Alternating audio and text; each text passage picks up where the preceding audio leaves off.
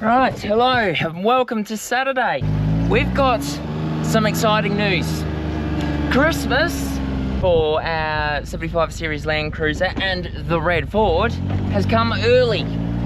Let's go down to the shed and we'll explain what we're doing. One of the main character traits about this farm, particularly during the summer, is it's sand. 99% of our farm tracks are white sand in particular, which is very boggy. And more often than not, there's been multiple times over the past 4 years where this ute behind me, the Series 75 Landcruiser, better known to us as Landy, has gotten stuck. And of course, because this is our firefighter ute and we are in a high fire risk zone, we need to be prepared to take this ute with a full firefighter off-road where necessary. And that means we need some better tyres than what we have on it at the moment. Now, these are all right on their own, and this ute has gone through multiple tyre sizes and rim changes over the years. These are not this ute's original rims, but it's time to give the tyres on this ute an upgrade. And so we got the ute an early Christmas present. It's these tyres. Dad's gonna grab the tractor out because we haven't got a car lift or a jack that works to prop the ute up. These old tyres on the back here, these are 15-inch rims. I do believe these are 18-inch. Essentially, these are gonna be a much thicker tyre than the ones over here. So we're gonna give the Landy a bit of an upgrade. Hopefully the offsets work on these tyres. And what we're going to do with the old tyres is we're going to try and put them on the Red Ford. First wheel is on. It's looking nice and flash.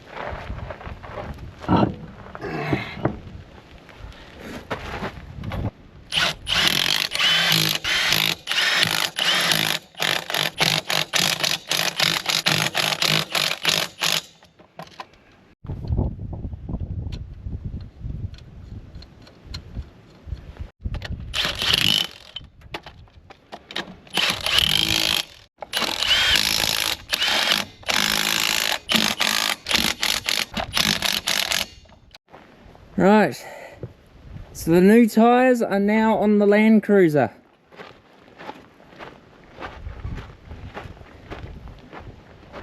Look at pretty flash. As I stated earlier, these tyres here, they are 15-inch rim tyres. They're Mickey Thompson's. Mickey Thompson's are a tyre brand here in Australia that overall they've been pretty good. They served us pretty well with the Landcruiser. Well, we're going to give them a new lease on life, these tyres. We're not going to give them up just yet. And the reason why, well, let's go over to the garage and I'll explain. The Red Ford. The reason why it's been sitting in the shack garage here for a couple of years is, well, these tyres. These tyres over here, they are very narrow. They're only about this thick. So these are roughly R14s. These are what we call road tyres because I'm not sure if this ute's ever had a completely different set of tyres before the set that it's got on now, or if these are the original rims on it. But essentially the Red Ford used to be a headmaster's ute down at Narrogin Ag School. That's where it came from, and since 1996 it just rocked up. Dad drove it home from I think it came from Bustleton or something back to Canada, and it's been there ever since. And then we brought it down here to Erinvale. And apart from that one venture at the paddock with this, where it got bogged, that's how Boggy Ute Paddock got its name. It's just been sitting undercover here with only very few outings ever since then. So to give this ute a new lease on life, we want to put bigger tyres on it so it has a fighting chance of getting over the sand. Now, we can't use it all year round because all the utes on the farm get stuck. The Landcruiser got stuck, the Nissan got close to stuck. Well, the Nissan's pretty much been the only one that hasn't got stuck because it's got the broad tyres. That's the reason why we got the new tyres on the Landcruiser. We want to put bigger tyres on the Red Ford so we can actually have a fighting chance of using it more on the farm. That way it won't be sitting here with cobwebs gathering dust and being the depiction of the character that in my book that's based on the Red Ford's absolute worst nightmare. What we're gonna do tomorrow, probably in between moving hay bales, which is another big job that we've got to do before harvest starts, reconnect the battery.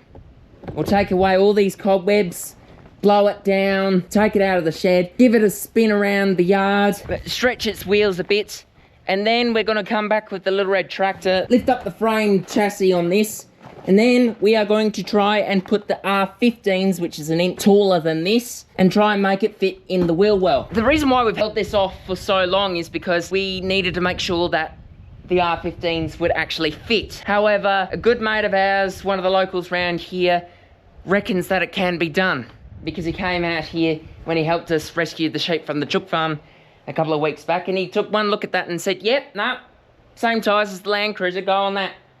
So, all right, James, we'll take your word for that, and that's what we're going to be trying to do. But of course, like most projects on this farm, we cannot do this without funding. Now, I'm trying hard not to plea for money from you guys, but if you support this channel, you like what I do, and you've liked and you subscribed and you commented, and if you have any spare funds available, please, it would mean the world to me to have a bunch of people join on the channel memberships, because your support with a certain amount of dollars every month, it doesn't have to be much. It can be the $3.99 tier. That's the rookie farmhands. We haven't got any of those yet. Every little dollar counts towards doing projects like restoring the Red Ford, the gator afterwards, and then finally working out the kinks with that thing there. Every cent, every dollar helps us keep this farm running and to do projects like this. So without further ado, I'm going to get out of the windy garage and troubleshoot this cantankerous GoPro, because it's starting to play up on me again, and we'll see you tomorrow.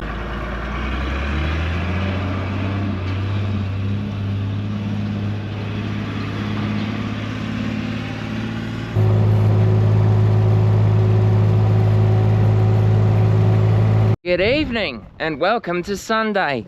We got the truck unhooked from the seed cleaning field bin. We need to take this tank off because this is the liquid fertilizer tank that we use to cart stuff to and from the combine during seeding time. Well, we need the truck to cart hay bales from Liz and Peter's, so we need to remove this tank.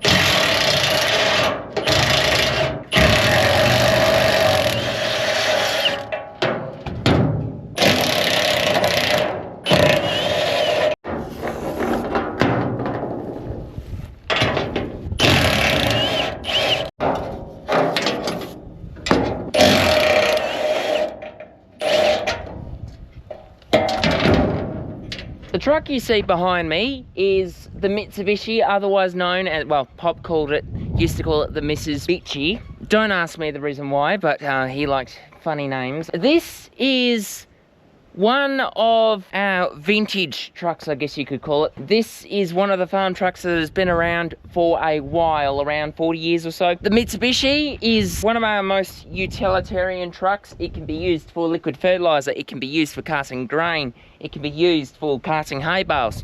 Well, in this instant, this truck holds this Courier tank on through the use of bolts. You can see the bolt holes there, and around the other side as well. Unlike what the Americans and Canadians have, where they just have a flat chassis, this in Australia is what we call a rigid truck. And the reason why we call it a rigid truck is because it's got a rigid chassis. As you can see here, it's literally just 2 wheels at the front, 2 wheels at the back, although no, these are 4 wheels at the back here. They got duals on. And unlike American rigid trucks where you could remove the flatbed entirely and you could just have a proper grain box on the back with a floor and stuff, the flatbed is on this all the time. This is how it was sort of designed to work.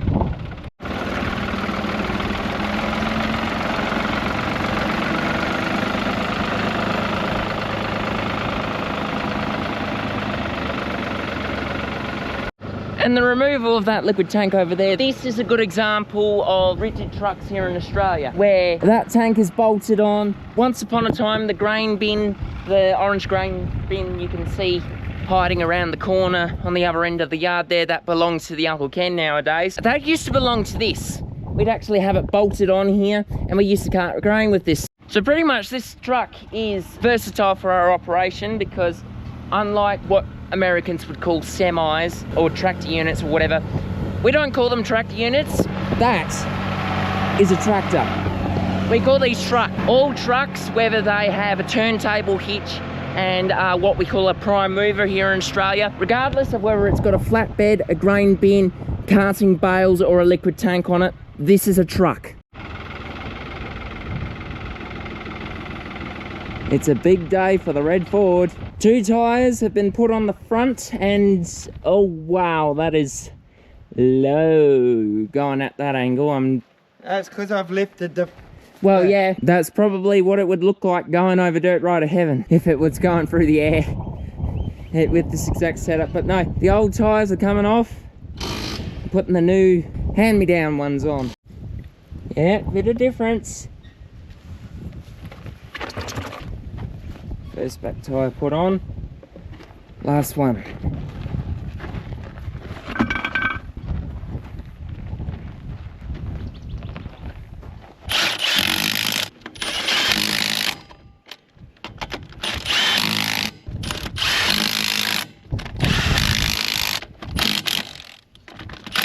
And that's it.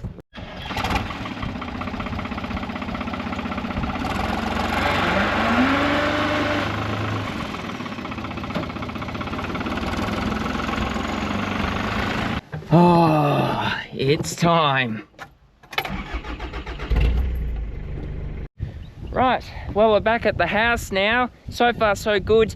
We learned that with the R15s, the bigger sand tyres, Ford does not like turning. He's like a boat. Does not like turning very sharp. He'll make a noise, and I'm struggling to get him into 4th gear without ending up on the sand. But, well, he's a grumpy old ute, this one. The coolant is something to watch on this, because the water hose between the radiator and the engine is leaking. We need to find a part for this to stop it leaking.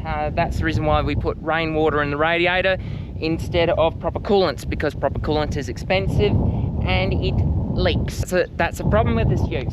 Probably from all the beer that it's been drinking over the years, but that's beside the point. But I cannot tell you how happy I am to see the bigger tyres on the Red Ford, and we don't exactly want to test it on the sand just yet, just in case it gets stuck again. Remember, this is the Boggy Ute of Boggy Ute paddock, but yeah, overall, I'm really happy to see Ford back in working use. A dream come true, tell you the honest truth, because this is my childhood car, and I wouldn't be who I am today without it.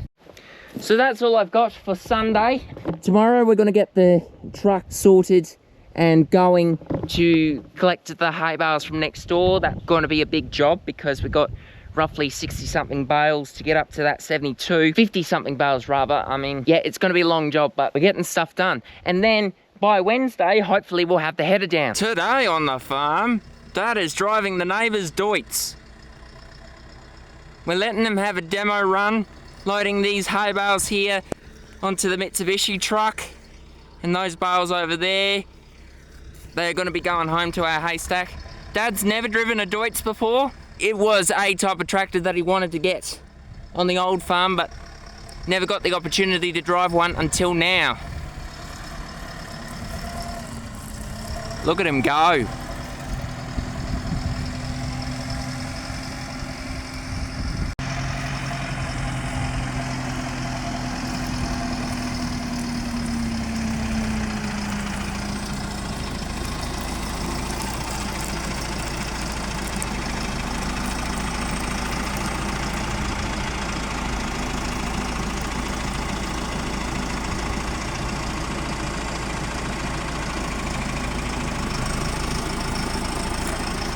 Morning and welcome to Tuesday.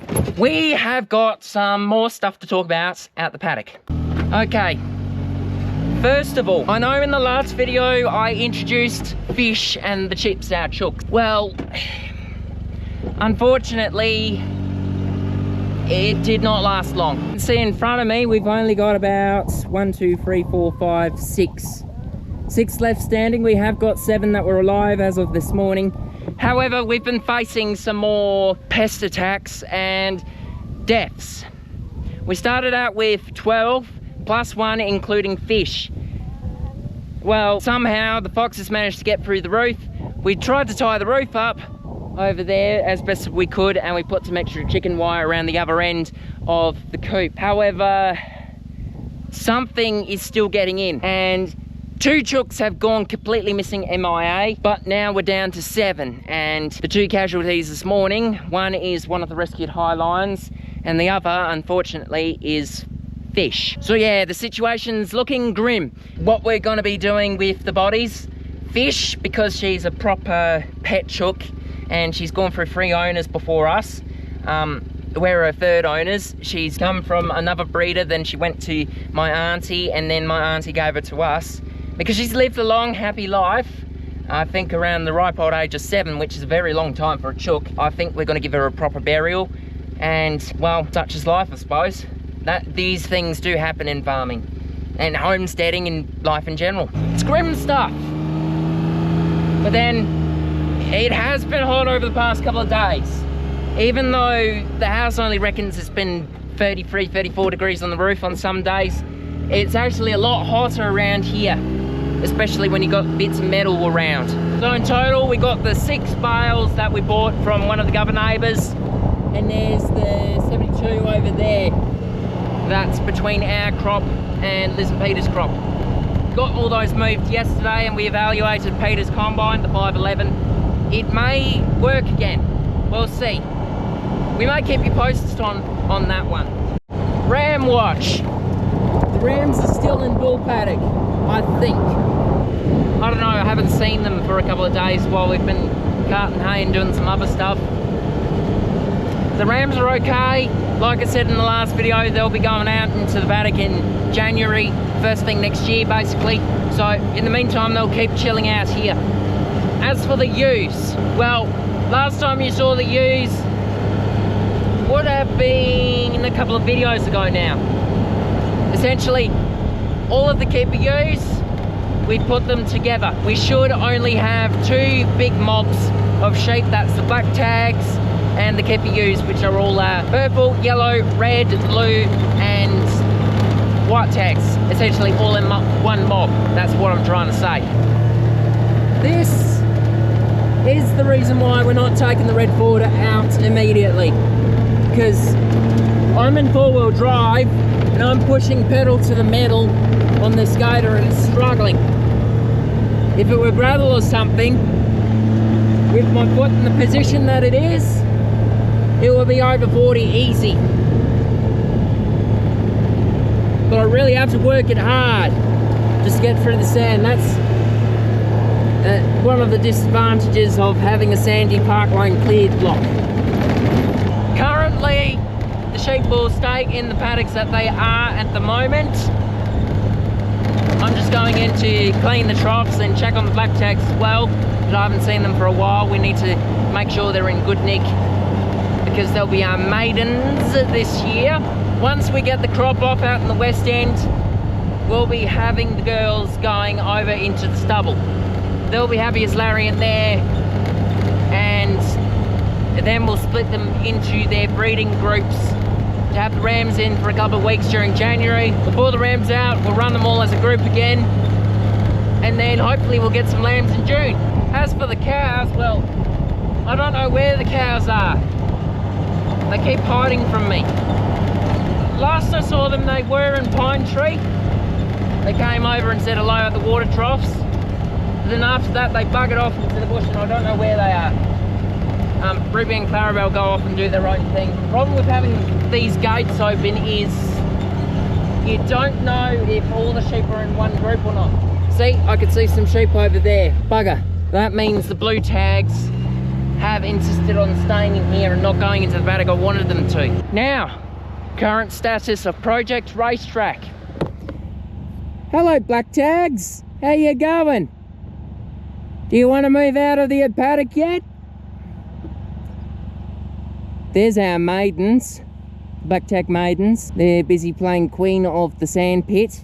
Now, I'm not sure if it made it into the video or not, but when I was stacking bales the other day and I had this out and about, which I think is probably how the charger on this Volta kind of broke, I mentioned how the phase out money for the live sheep exports. They're only spending $30 million, the government is, to pay out the farmers. Now, they're going off the old statistics of 3,000 sheep producers in Western Australia. The majority of these affected will be the merino sheep. The video where Mum and I took a tour of the live sheep export boats down in Fremantle on the 7th of November, that's still in the works. I've still not heard anything from Tiff. I'm probably gonna work something out after Christmas to just get it out as is. It probably won't be as high quality as I want it to be, but that's the go of that. Okay, so the phase out, $30 million meant to be split between all of the sheep producers in Western Australia. Producers could get up to $75,000, but there is a catch, because of course there always is when it comes to the shiny bums in Canberra. It doesn't matter which political party, they're all the bloody same in the swamp. You can get up to $75,000 to transition away from live sheep exports. Well, first of all, you can't really transition away to something a bit more diverse, because that's the whole point of mixed sheep and cropping farms. In a drought year, the sheep bail you out. In a good year, both the crop and the sheep do really well, and it helps to pay the bills. You can't have one or the other without having that financial risk. That's the reason why we've been trying to set up the cropping side. To get the phase-out funds, first of all, you need to have the same amount of money you want to receive in your bank account to match the amount of money that the government wants to give you. This sounds like a rat's nest scheme, if ever there was one. And that's the reason why I'm not falling for it.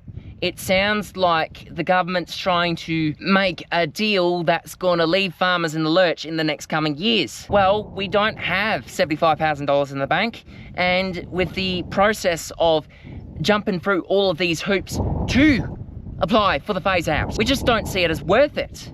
So that's the reason why Dad and I decided, stuff the government, stuff the phase out. We're just gonna have to keep going the same way we always have. And that's a very hard call to make, as $75,000. That would be enough to pay to hire a dozer to flatten the racetrack and help us start getting some money. But there's the catch. We'd need the money to match it, meaning that, is it like a loan scheme where the government wants us to pay them back? It sounds a bit fishy. Now, on top of that, they're not being very specific about who can apply for this when it comes to the farmers. Sheep producers Australia-wide could apply for this thing, meaning that sheep producers in New South Wales, for example, that have no connection to live sheep export could make up some fib and do some money laundering, and suddenly the money goes to them instead of the farmers that really need it here. Now, the $75,000, sure, that would help boost us up a bit, but it would only be enough to flatten the racetrack. It wouldn't be enough to buy a tractor and the parts to repair the air seeder, for example. We'd be back to square one within a matter of weeks. That's how a drop in the bucket 75 grand is. And on top of that, the trucking companies as well. They invest well over 150 grand for trio of seed trains. 3 trailer road trains specifically catered to carry sheep and cattle, similar to what Sean from Badgie Transport does. You may remember in older videos how he used to rock up on the farm with a B double or a seed train. Well, he only ever rocked up with 1 trailer when the reject flock went. That's how much of an impact the lack of demand had for the transport businesses. They can't have those trailers sitting around idly by. 40 grand isn't going to pay off those trailers. It's a drop in the bucket for them. What's 40 grand to a truckie? It's nothing. So that's why we've decided we didn't sign up for the phase out. We're not going to. We're not going to let the government stuff us over even more than they already have. We're staying firm on this. We wanted to keep the sheep industry. The live sheep exports is that third pillar, and without it, yes, there'll be very much demand for sheep. But the reason for that is because there won't be many sheep producers left, because sheep farming won't really be worth it, especially when it comes to merinos. Now, and technically speaking, we don't always have merinos on this farm. Remember a couple of months ago how someone asked why no Dorpers or Australian whites and there's no more money in wool? Well, I'll tell you one thing for certain, that wool clip did pretty bloody good. It gave us 22 grand and we got top price when it went under the hammer, which means that there is still money in wool. We just need to get a bit more of it. And on top of that, I know Tara was talking about how a merino ram from the neighbours got in with their sheep and created merino crossy lambs. I know your pain, Tara. We've got the opposite problem here. We're trying to keep it full bloodline merinos for the time being, and we get Dorpers in instead. Basically, in the reserve along the river, there are a group of Dorper rams that somehow keep breeding. We don't know where they're coming from. We're suspecting that it's coming from a block that's left overgrown and untamed across the river. And as you can see, the keeper ewes, they're more flighty than usual. And the reason why is because our ewes are hussies. We found at least 2 Dorper rams in with our breeding ewes, just the frames. A lot of the keeper ewes here, the ones that were in Northwest and Clark Road. Well, if you paid close attention, editor Johnny Man, let's zoom in. If you pay close enough attention, you may be able to spot 1 or 2 little white things in there. Even though we caught the rams in May and June and swiftly disposed of the affair makers, somehow they still got our ewes up the duff, despite the fact they were looking after their own lambs. So regrettably, we now have a handful of summer lambs, which is not ideal considering, well, I mean, up the north corner, Racetrack North does have a bit of feed, but on the gravel strips, just like it was back in May. This is exactly what it was looking like back in May. This was our sacrifice paddock. Grim conditions, I tell you. That's the problem with summer lambs. If they drop in November, December, like they should have done, and we suspect if they got up the duff in May and June, they should have finished dropping lambs by now. This is bad because you can see there's not a lot of feed here, and it's got to be hot, which is not great conditions for little baby lambs to be in. It's terrible conditions for them to grow up in, that's for sure. So that's why this time of year, what we generally do is, well, we need to put the beach fort minerals out for one. We need to start doing that again. I haven't brought it along today. 2, we need to make sure the water supply is good. We've got my tanks there. There's no water leaks from what we can tell, and it's just a matter of keeping the sheep water troughs topped up and ensure that they've got hay bales. And as you can see, this one is well overdue. Don't put your hands in here, kids. It's not recommended. I am a trained professional at sheep water trough cleaning, but when it gets mucky like that, you're really not supposed to put your hand in there because of bacteria and all that sort of shit. It's not fun. That's the reason why we need to try and keep these troughs properly topped up and clean. Their only drinking water comes from this, and it needs to be clean so that if I get really thirsty and I don't have a drink bottle, I can happily dunk my head in the water trough here. And sure, it will make my hat wet, but it will provide hydration.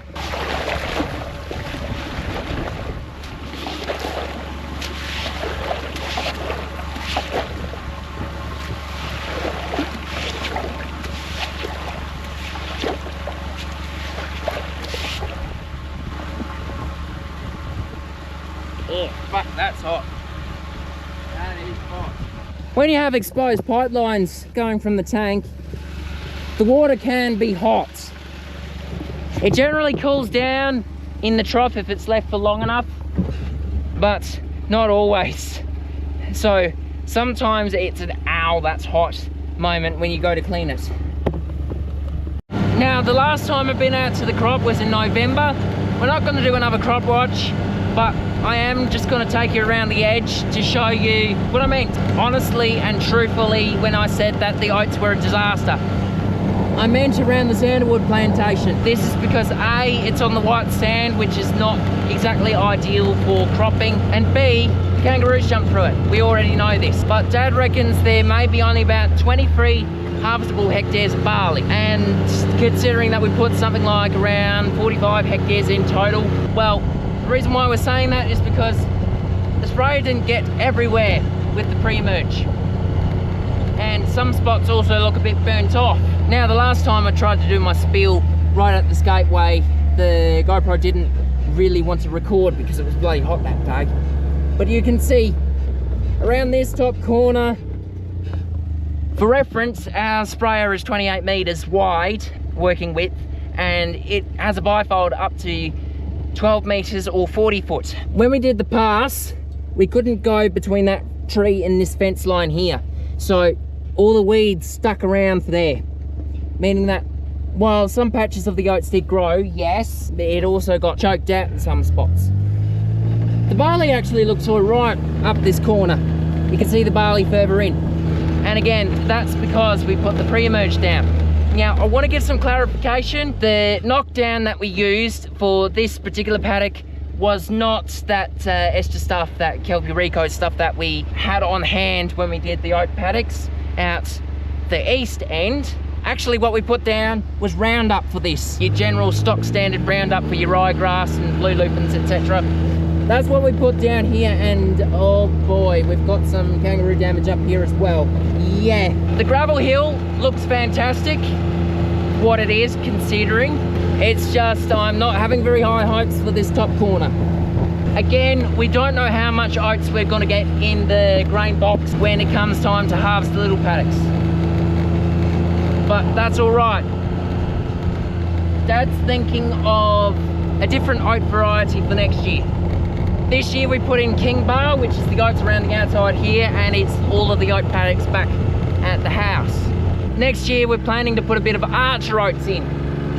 We're probably still going to keep the Maximus barley, but we're also thinking of doing another crop. I'm tempted to do lupins, because white lupins generally make really good sheep feed. However, at this stage we don't know. We don't know where we're going to get it from, what price point, etc. What does matter is, first things first, we need to get the crop off. Hopefully we'll be better organised next year, because, well, there'll be a lot less faffing about waiting on machines to rock up, because we've done a lot of that this year just gone, and while it adds to the drama, I kid you not, it's not very fun. Right, well, you join us on a very windy afternoon in December. This is 2 days later than we were expecting. We've been waiting 4 years for that header to rock up, and she's finally here. This is Johnny Header. Now, because we can't exactly fit it down the driveway on the truck, we're just going to unload it on the road here, and I'm going to have to take it down the driveway myself. Fingers crossed that hopper extension there won't, you know, hit the trees over there, but we'll soon find out. So the truckies are going to be on their way. I need to run this thing down to the shed. I hope she won't knock a couple of trees over. I may need to shift the Terios yet just to sneak around. But let's jump in the header. Oh man, this cab is roomy. Reminds me a bit of Big Blue. Right. So, standard sort of header cab here. Common with these early STSs. You got your park brake down here. This pedal controls the steering column. These are your brakes. And this is your hydrostatic. This is your forward and backwards.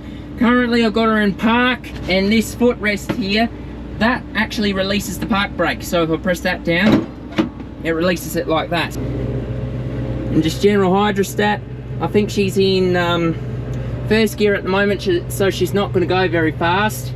Yeah, 6.6 k's an hour. But yeah, that's all right. We've got our header. So this is Johnny Header Mark II. This is our 9760 STS. Despite the fact that we've owned it since 2021, we've only ever used it for one season. Previously, this header was out Dalwallinu way, so it's gone from Dalwallinu up to Canna, then down here to the banks of the Moore River. They work up a lot of K's, these machines tend to. So, yeah. Now, as I stated last time, there is a little bit of background behind this header. I think I may need to open the gate a little bit wider just to get it through. Up here, I think this is our yield monitor, although I think it's also what they call the brown box, because this used to have auto steer before we got it. It says relay error. Press that button. Yeah. Motor has stalled, moisture disabled. Okay. Yeah, this is our yield monitor. It's got a couple of questionable things going on with it, but I think we'll be alright. This feels like a surreal moment, me driving this, because again, I've only ever driven this header once, and that was shifting it from one side of the creek to the other side of the creek in Nelly Paddock. I've never actually driven it in operation, so this is going to be a fun year. There's the big tractor. Oh my goodness, it's small compared to this. I think we'll park it around the corner by the fuel tanks, and then I'll need to go walking all the way back up the driveway to retrieve the gator. Pull that to the neutral stop position. That's the thing about these headers. When the hydrostat is going, it's going. So your brakes don't work when this is in the forwards or the reverse position. So yeah, that's something to consider. But for the moment, we'll just call it here and turn her off. Now, this header is what you call a Class 7 machine. This is the same model year as Johnny Header Mark 1, which was a 9750 SDS. Johnny Header Mark 1, even though it's a parts machine now, is, well, a very special header in my heart, because that is the first documented machinery movement I ever did with my iPad. This is what led me to start doing YouTube videos down the road, and it's what led me to get the GoPro, which this channel started with in 2020 and 2021, and later this one that I'm holding right now. Now, compared to some previous headers that we've had, this is our biggest header physically. The Gleaner actually holds the record in our time farming for the grain tank capacity. That thing was a monster. This one, depending on the crop, can hold up to 8 ton in the grain tank extension there. Right, so now that the header's here, well, now's the fun bit. When Dad comes back from like work, like properly when he has his next off swing next week, we are going to be giving that header a service. We're going to be lubricating everything, replacing all the parts that need replacing, and then we are going to be doing a test run in the front paddock there, hooking up the 36-foot draper front, which has been sitting out the paddock for the past couple of years. So without further ado, we're going to leave it here for today. We'll see you next week. Like, subscribe, comment down below your thoughts on our header. I know it's got to be right at the end of what will no doubt be a half an hour long spiel, like it always tend to. But yeah, harvest videos are coming. For the next couple of weeks, videos may be topsy-turvy. I know I said in the community post for this one, it may be coming out Saturday. It may not, as we're going Christmas shopping tomorrow, so we'll see. I better get cracking on this video editing. Likewise with the harvest videos, there's nothing much I can really do maintenance wise on that header by myself, because again, I don't know the machine. Dad does, and I'd rather have Dad be there as like a mentor figure so I can know what I'm doing. What on earth is the elf doing in a bush?